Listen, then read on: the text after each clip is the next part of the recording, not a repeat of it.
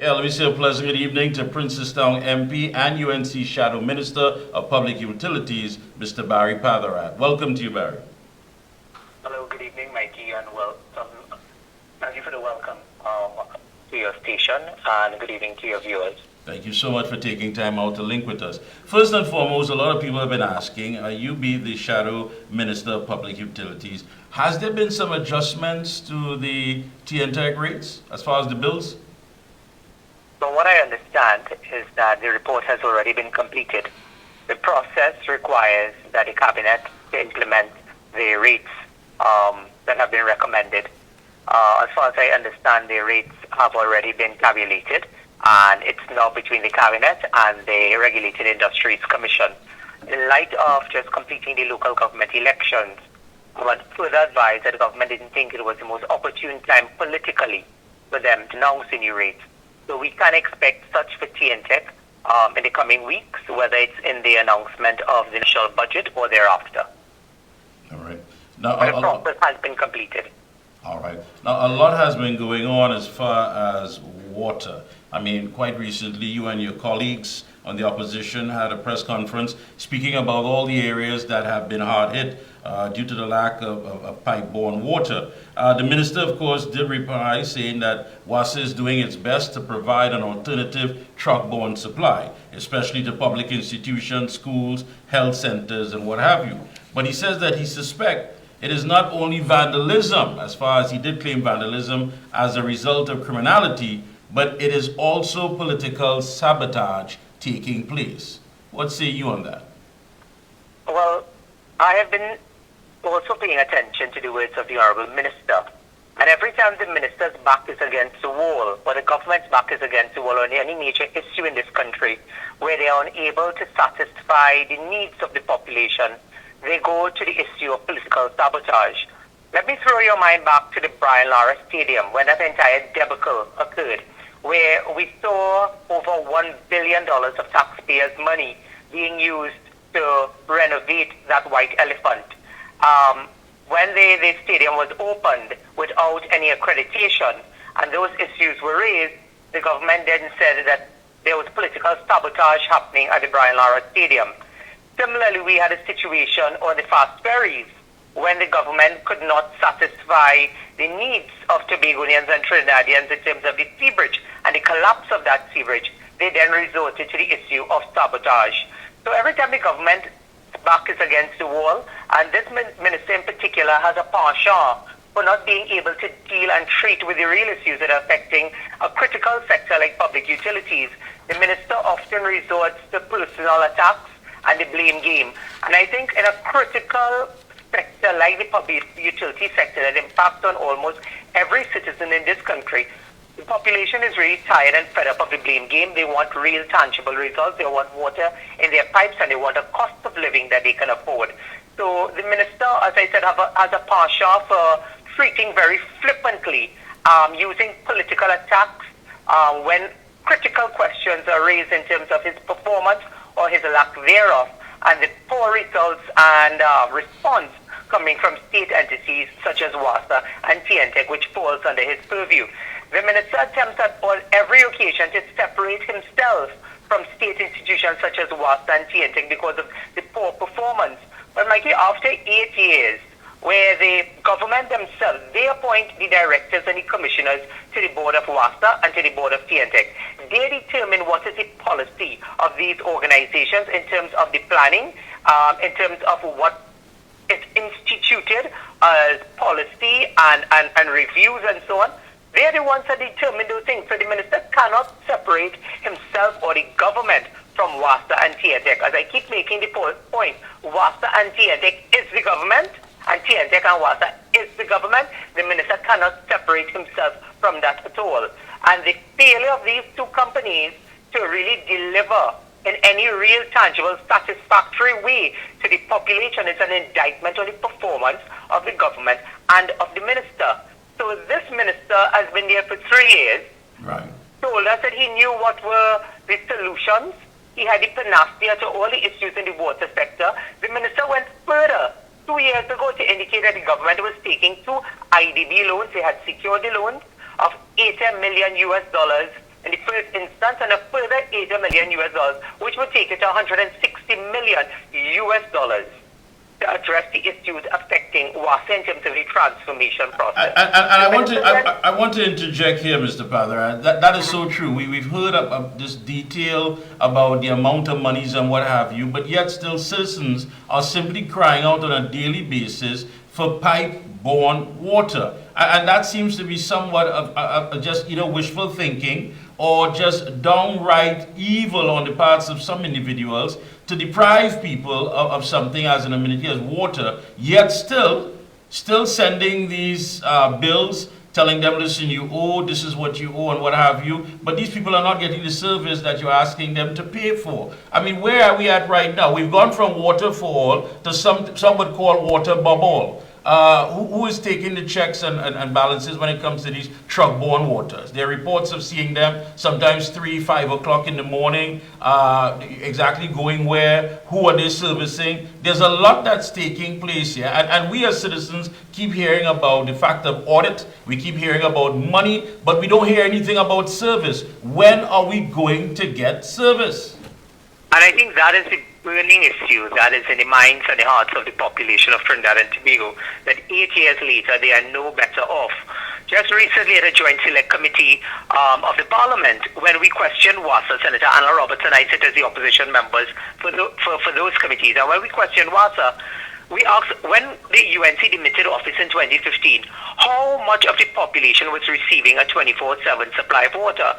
And the answer was 72% of the population was receiving a 24/7 supply of water. Then we asked, okay, that was 2015 when we demitted office. Tell us, what is the rate today? Mikey, today it's at 16. From 72%, we have now moved to 16%, 8 years later, of the population receiving 24/7 supply of water. How did we reach from 72% to 16%? One is the political will. The political will to treat with the issues of WASA. WASA doesn't only deal with water production. WASA also deals with water distribution. There are two separate elements that involves WASA.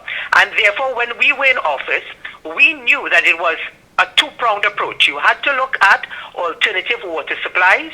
So it wasn't just your water treatment plants. We were looking at digging wells, additional wells, particularly in rural areas, creating additional dams.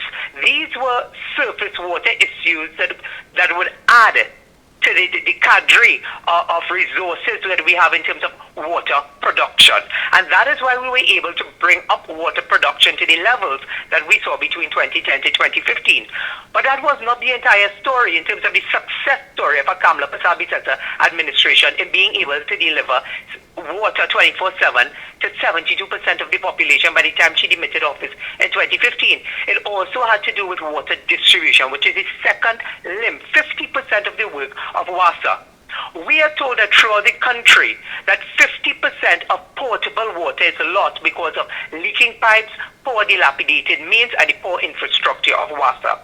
Time and time again, I have raised in the public domain ad nauseum from the time Minister Ganga Singh demitted office in 2015 as our then Minister of Water Resources to now there were major projects that were identified in several parts of Trinidad, particularly in the rural areas, constituencies such as Faizabad, Labre, Point Fortin, Siparia, Princestown, Urupuch East, Urupuch West, Mayaro, Naparima, Maruga Table, and parts of San Fernando, where the main that runs through these areas, they also pass through very hilly areas because of the southern range. And because of the dilapidated mains that exist in these areas, it needed replacing. And in 2018, when we had then Minister Robert Lehunt, he came to the Parliament and he promised that these projects would come on stream by 2018-2019. After the 2020 general election, I asked the Minister of Public Utilities in the Parliament, I said, Minister, you all know what the problem is. It's not just water production, it is the distribution. Because of the fact that these mains are old, they are dilapidated, they need restoration, they need replacing. Right. He said, well, I don't have any information on that. And I said, well, there must be continuity in government. I said, it is only Hansard where your own PNM minister is saying that these projects will come on stream by 2019. And now you're telling me you don't know anything about that. But it takes the political will. And that is why I believe that after the results of the local government election, you started to see parts of South and Central and in the east of Trinidad, particularly in Grandy, where for weeks and months communities were without water all of a sudden.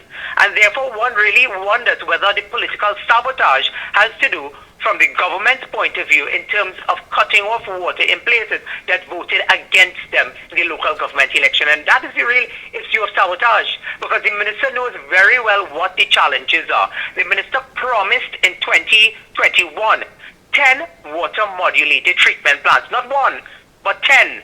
And the minister promised that the first one will be delivered to central Trinidad by October 2022. Mikey, we are 1 or 2 weeks short away from October 23, right, and that has not been delivered. The minister said at that time they had identified where they were going to put that water modulated treatment plant that promised to bring on 5 million additional gallons of water per day within the central region. That has not materialized at all. The minister up to this time has not indicated whether government has, and I will deal with this in the budget, because I have the documents. I've got no whistleblower who's provided me with the documents in terms of those loan agreements, in terms of how much money WASA has drawn down in terms of the Ministry of Public Utilities and what they have done with the money, or what rather they have not done with the money. Because the money was meant to replace and restore the aging infrastructure of WASA, to increase WASA's capacity to deliver water, particularly to rural, south and central communities. And that whole money scenario, there's no transparency, no accountability, and really stuck. But I'm glad you mentioned the budget. Recently in a media release, you said that in order for both WASA and T&TEC to survive, the government must settle its outstanding arrears to both companies, amounting in the billions of dollars. And I guess you're calling on the finance minister to show exactly how is that going to be dealt with in the upcoming budget. Expand on that. Sure. Well, it's often said that the devil is in the details. And as a responsible opposition, I have been filing questions to the Parliament as it relates to WASA and T&TEC. And recently, one of the questions that I filed to the government was to tell us how much money the state, now the state means statutory authorities, state enterprises, and government ministries. Tell us in total, up to May 31st, how much money does the state owe to T&TEC? Because right now we are doing the first rate reviews for T&TEC. So therefore we've been hearing that the state owes a lot of money, and that's why T&TEC is in the problem that it's in, and the Regulated Industries Commission is saying, well, we need to ensure that there's the operation and production cost is being met at T&TEC. And we agree to all of that. But I wanted to know who were the ones responsible for the outstanding receivables owed to T&TEC. When the answer came just 2 weeks ago, it amounted to $1.4 billion. Not million, $1.4 billion as of May 31st, 2023, that the government of the Republic of Trinidad and Tobago owes to T&TEC. Let us translate this into dollars and cents for the common man and the man on the ground, Mikey. What then this means is that the state, having owed T&TEC $1.4 billion, the state is interfering in a very significant way with the operations of T&TEC, because T&TEC is now in the red. They are unable to meet their financial costs on a monthly basis. They are unable to meet their challenges in terms of wages, salaries, operational costs, production costs, distribution costs, because of the situation that the government has them in. If it were you and I, or it was Mary or John, a man on the street, who were paying T&TEC, who were owing T&TEC rather $100 for last month, they were either threatening to cut you off, or they were telling you you had to come up with a payment plan. The government is the largest debtor to T&TEC of $1.4 billion. When you look at the breakdown of the $1.4 billion owed to T&TEC, UDICOT, which falls under the office of the Prime Minister, the Prime Minister is the line minister for UDICOT. UDICOT owes T&TEC $120 million. WASA owes T&TEC $800 million. The Ministry of Public Utilities owes T&TEC, $25 million. The Ministry of Education owes T&TEC $120 million. And the list goes on. I will read out the entire list in the Parliament. But what this then means is that the government is purposely starving and under-resourcing these state institutions in an effort to starve them so that they fail, so that they can privatize these companies and sell it off to their friends, financiers, and families. I have promised to do an FOI and a question in the Parliament for a similar exercise to see how much the state owes WASA. Because as far as we are aware, that the state also owes WASA several billions of dollars.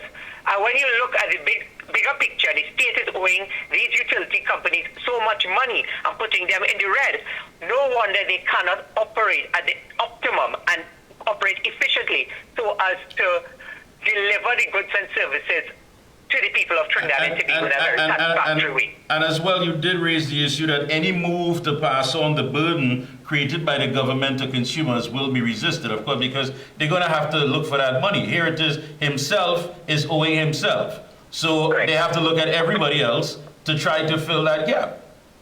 Is this what we're bracing for? There's a question that arises out of this entire situation, which really is the crux of the matter.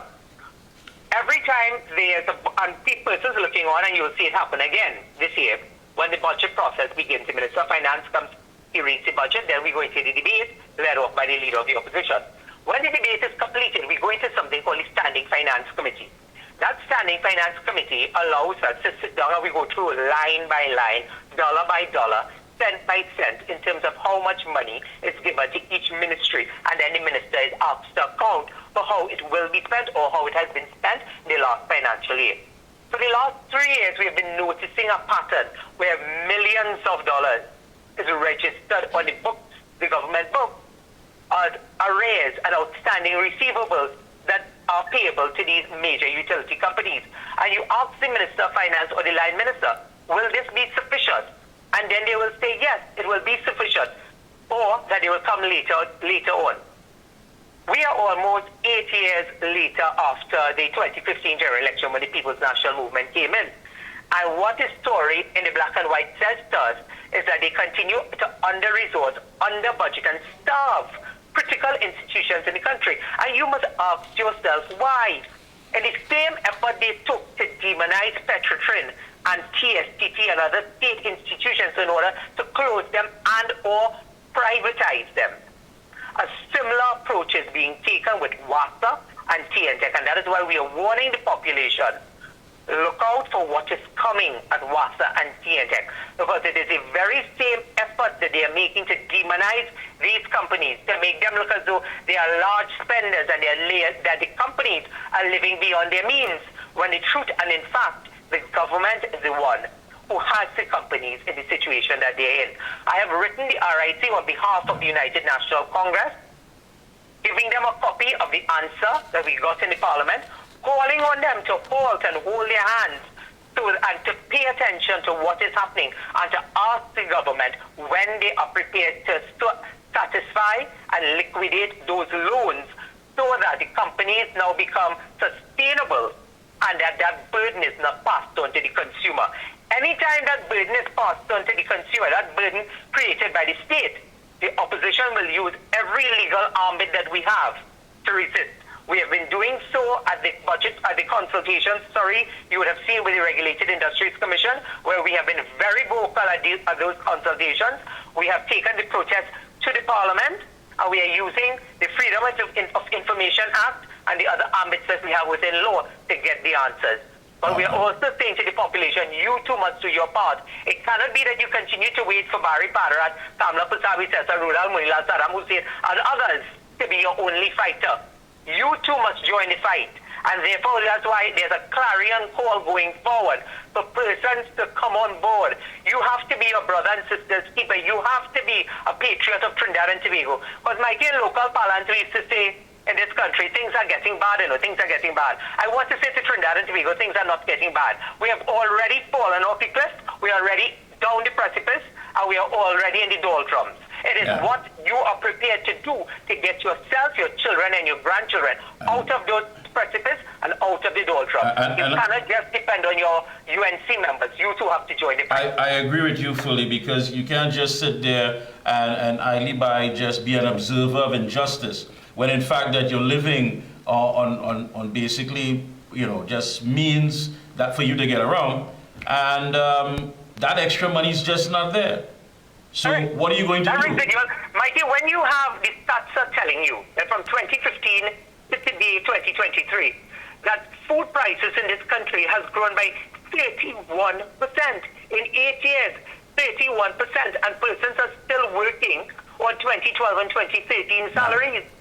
It tells you Makes the you wonder, huge disparity between the rich, the upper class, and the lower class in this country. The middle class is dying very, very quickly. Well, I think with all honesty, I think it has been wiped out, and those folks living on a fixed income, it even makes it worse, really and truly. But I want to thank you so much for taking time out. I know you have quite a busy schedule. Thank you again for definitely adding your 2 cents to this and giving us a better perspective on what's going on. All the best to you and your entire team, and we will be speaking to you sometime in the near future. Thank you. Thank you for having me. Thank you.